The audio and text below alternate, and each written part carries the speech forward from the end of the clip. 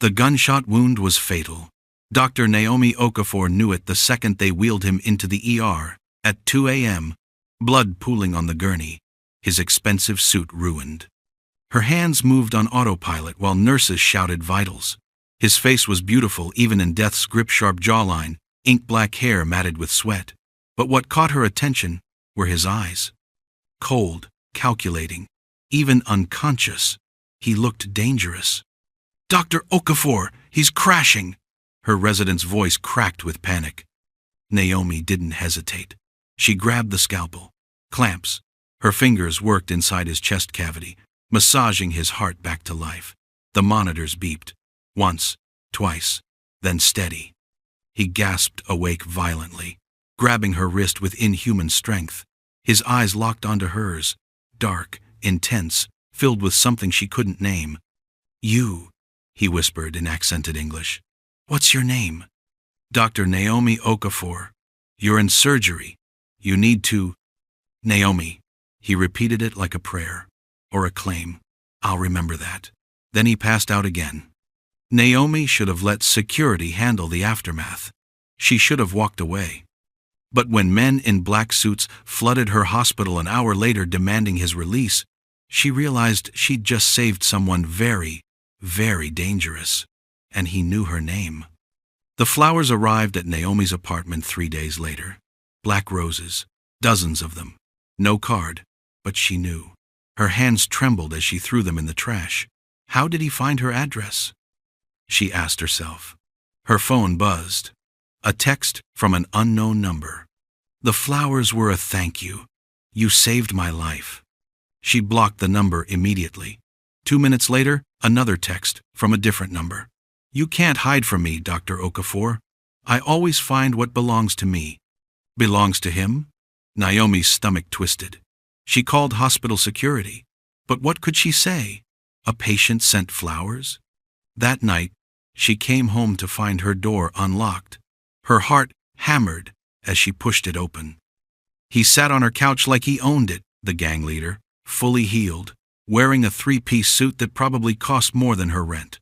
"How did you get in here?" "I own this building." His smile was predatory. "I bought it yesterday." "You're insane. Get out or I'm calling the police." He stood slowly, closing the distance between them. "The police work for me, Naomi. Seoul's underworld answers to me. And now, so do you. I don't belong to anyone." His finger traced her jawline. "You will." His name was Kang Min-jun, and apparently Naomi had made a terrible mistake saving his life. He showed up at the hospital the next day with coffee, her exact order. Somehow, he knew everything. Her schedule, her favorite restaurants, and where she grew up in Atlanta. It was terrifying. "In my world," he said, leaning against her office door, "when someone saves your life, you owe them a debt. But you're different. You didn't ask for payment. So now I owe you everything." "I don't want anything from you," she said. "Too late. You already have it." His eyes darkened. "My protection, my loyalty, and my obsession." Naomi tried reporting him, but her supervisor suddenly refused to meet her eyes. "Dr. Okafor, perhaps you should take Mr. Kang's appreciation more graciously. He's donated 5 million won to our cardiac unit." She wanted to scream. That evening, 3 men followed her from the subway. She ran, but they cornered her in an alley. The leader grabbed her hair and said, "Black bitch thinks she's special because boss likes her." Gunshots echoed. All the 3 men dropped. Min-jun emerged from the shadows, gun still smoking. "I told you, you're mine to protect now." "You killed them!" Naomi's voice shook as Min-jun's men dragged the bodies away like trash. "You just murdered them in front of me." "They touched what's mine. The punishment is death." He wiped blood off his Rolex casually. "Get in the car, Naomi." "No, I'm calling—" "Who? The police chief? The one who takes my payments? Or the mayor I helped elect?" He stepped closer, voice softening dangerously. "You live in my world now. I saved you tonight. That makes us even. But if you walk away, I can't protect you from my enemies. They know your face now. Her blood ran cold. Your enemies? I have many, and they'll use you to hurt me. His hand cupped her cheek almost tenderly. Stay with me. Let me keep you safe. Or go home and wait for them to come. It wasn't a choice. It was a trap. She got in the car. His penthouse was obscene, floor-to-ceiling windows overlooking Seoul, modern art she recognized from auctions, a kitchen bigger than her entire apartment. He poured whiskey like they hadn't just left 3 corpses in an alley. You'll stay here. I have security, he said. I have a life. A job. I can't just… She snapped. You can, and you will. His tone left no room for argument. Until this is resolved, you're mine. 3 days in his penthouse felt like prison, despite the luxury. Minjun left for business each day, leaving guards outside Naomi's door. She tried leaving once. They politely blocked her. Boss's orders, Dr. Okafor. She was his captive. On the 4th night, he came home covered in blood again. Not his, but someone else's. Naomi had been a doctor too long not to recognize arterial spray. He stood in the doorway, eyes wild, and for the first time she saw past the control. He looked haunted. Do you know what I am and what I do? He asked, his voice cracking. You're a killer. She should have been terrified. Instead, something in her ached at his brokenness. I'm a monster. I've done things that would make you sick. But when I was dying on that table, and I opened my eyes and saw you, he moved closer, desperate now.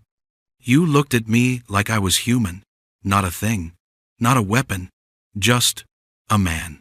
I've never felt clean in my life until you touched me, and now I can't let you go. I won't. His hand tangled in her curls. Tell me you feel it too, Dr. Okafor. Naomi should have pushed him away. She should have reminded him that Stockholm Syndrome isn't love, that this was insane. But when Minjun's lips crashed against hers, desperate and demanding, she kissed him back. His hands were gentle despite the violence they'd done, cradling her face like she was precious, like she was his salvation. Naomi, he breathed against her mouth. Tell me to stop. I can't. And she hated herself for it. Hated that she wanted this dangerous man who'd turned her life upside down. But his kiss tasted like whiskey and redemption, and she was drowning. They fell onto the couch, a tangle of need and terrible decisions. His phone buzzed incessantly. He ignored it. Then it rang. Again and again. He pulled away, cursing in Korean. What? His expression changed instantly from desire to cold fury. He switched to rapid Korean, his voice deadly. When he hung up, his jaw was clenched. What's wrong? Naomi asked. My brother. He stood, adjusting his suit. He's taken someone. A rival's daughter. This will start a war. Your brother's in the gang too? She asked. He leads the other half. We're not on good terms. His eyes met hers. Stay here. Don't leave this penthouse. Minjun, wait. But he was already gone, leaving her with the taste of him on her lips and a terrible feeling that everything was about to get worse. Naomi didn't listen. Of course she didn't. When you're a doctor, you can't just ignore someone in danger. So when she overheard the guards talking about a girl bleeding out in the warehouse, she slipped past them and called a cab. The warehouse district was exactly as terrifying as expected. She found the building, bloodstains on the concrete outside. Inside, a girl around 20 lay on a dirty mattress, gunshot wound to the shoulder. Amateur bandaging. She'd die from infection, if not blood loss. Who the hell are you? The voice was familiar, but different. Naomi turned. He looked exactly like Minjun. Same sharp features, same dangerous eyes. But where Minjun had controlled intensity, this man had chaos barely leashed. His smile was cruel. You must be the doctor Hyung is obsessed with. Naomi, right? He circled her like a predator.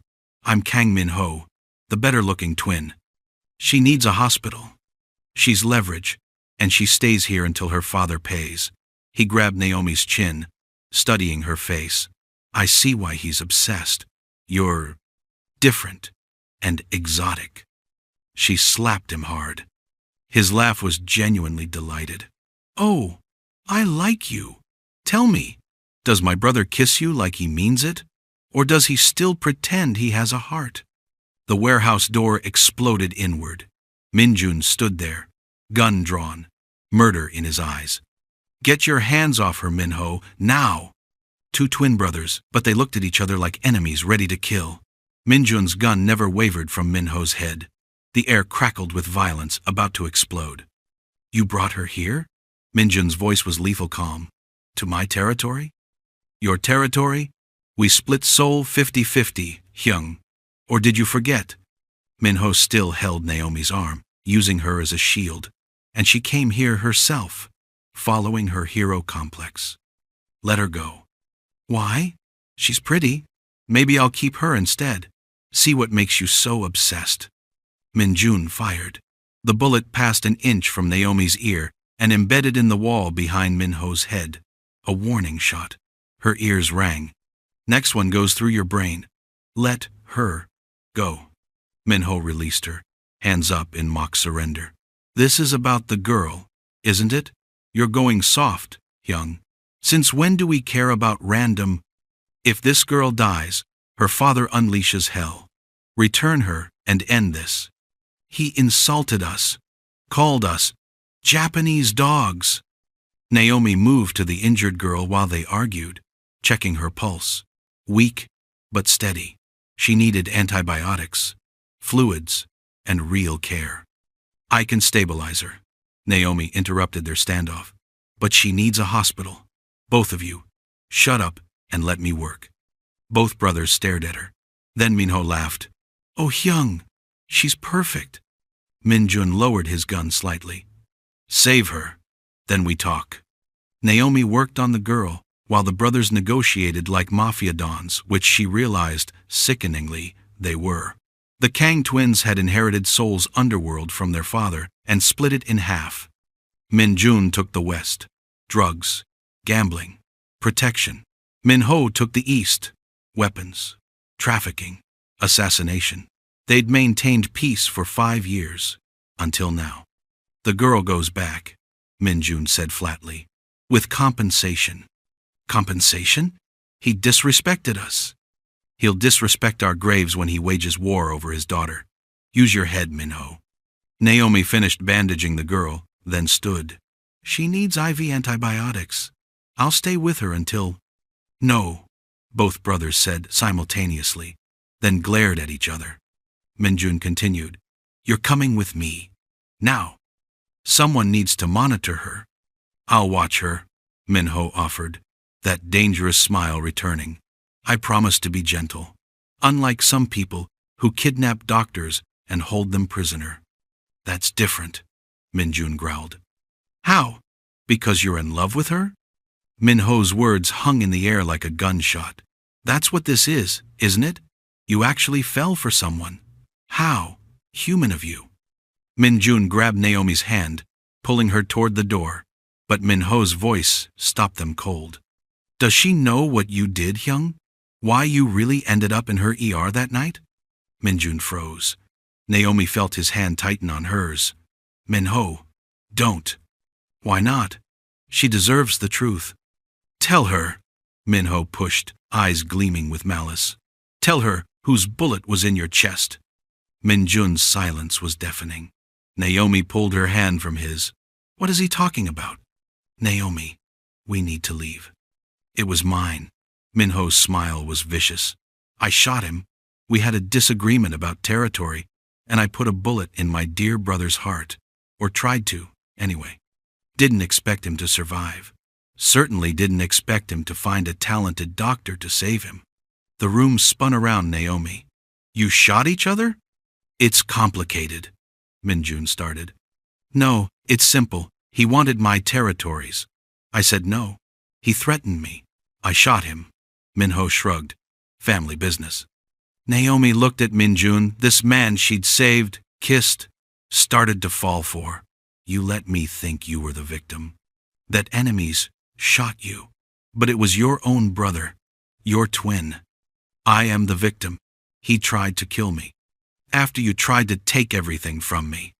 Min-ho shouted. You always were father's favorite. Always got the better territories, the loyal men, the respect. I was just the psychotic twin, right, Hyung? Naomi backed away from both of them, these violent men and their violent world. I saved you, she said to Min-jun, and you used that to trap me, to own me. I protected you, he said softly. You imprisoned me. Tears burned her eyes. I'm not a thing you won, and I'm not yours. Min-jun's expression shattered. Naomi, please. Don't, she said, and ran for the door. This time, no one stopped her. Behind her, she heard Min-ho's laughter. Well, Hyung, that went well. But as Naomi fled into Seoul's neon-lit streets, she knew the truth. Min-jun would come for her. Men like him always did. And God help her, part of her wanted him to. Naomi spent 2 weeks in a hotel, jumping at every shadow. Min-jun didn't come. No flowers, no texts, and no men in black suits, just silence. It was worse than his obsession. This absence felt like abandonment, and she hated that it hurt. She returned to work, throwing herself into surgeries and late shifts, anything to stop thinking about him. But Seoul felt different and empty now, like she'd left something vital behind in that warehouse. Then her supervisor called her into his office. Dr. Okafor, we have a situation. A patient is requesting you specifically. He's refusing treatment from anyone else. Her heart stopped. Who? Kang Min-ho, not Min-jun, his psychotic twin brother. Naomi's hands trembled as she entered the private room. Min-ho sat on the bed, a fresh bullet wound in his shoulder, grinning like a devil. Hello, doctor. Miss me? What happened? My brother happened. We had another disagreement. His smile faded. He's different now, since you left. He's reckless, suicidal even, picking fights he can't win. Last night, he walked into enemy territory alone. Naomi's chest tightened. Why are you telling me this? Because he's going to get himself killed, and despite everything, he's still my brother. Min-ho's eyes were serious for once. He loves you, doctor. He really loves you. Go to him before it's too late. Naomi found Min-jun in an abandoned church on the outskirts of Seoul, sitting in a pew like a sinner seeking redemption. He looked broken, hollow eyes, bruised knuckles, blood on his shirt. When he saw her, he didn't move, didn't speak, just stared like she was a ghost. Your brother said you have a death wish, Naomi said softly. Maybe I do. His voice was raw. You were right. I imprisoned you, used you, tried to own you like you were a possession. I'm everything you said I was. I've done terrible things, Naomi. I've hurt people, killed people. I'm not redeemable. But you, he stood slowly, keeping distance between them like he didn't deserve to be close. You made me feel human. And when you looked at me with disgust, I realized I'd rather die than see that in your eyes again. Tears streamed down Naomi's face. You're an idiot, she said jokingly. A dangerous, possessive, controlling idiot who tried to cage me like a bird, but you also saved my life, protected me, and you let me go when it mattered most. She hugged him tightly, and he promised to be a better person. 6 months later, time has passed. Min-jun actually changed, left the violent business, runs legitimate companies. They both started dating normally, going for coffee dates, cooking together, and being a real couple. He respected her freedom and didn't ask her to give up her career. Naomi chose to stay in Korea by her own choice, not because he forced her, but because they're committed to a future together, and he became the man worthy of her love. The moral lesson of this story is that true love isn't about possession or control. It's about freedom and choice. People can change when they're loved correctly, but change must come from within, not from force.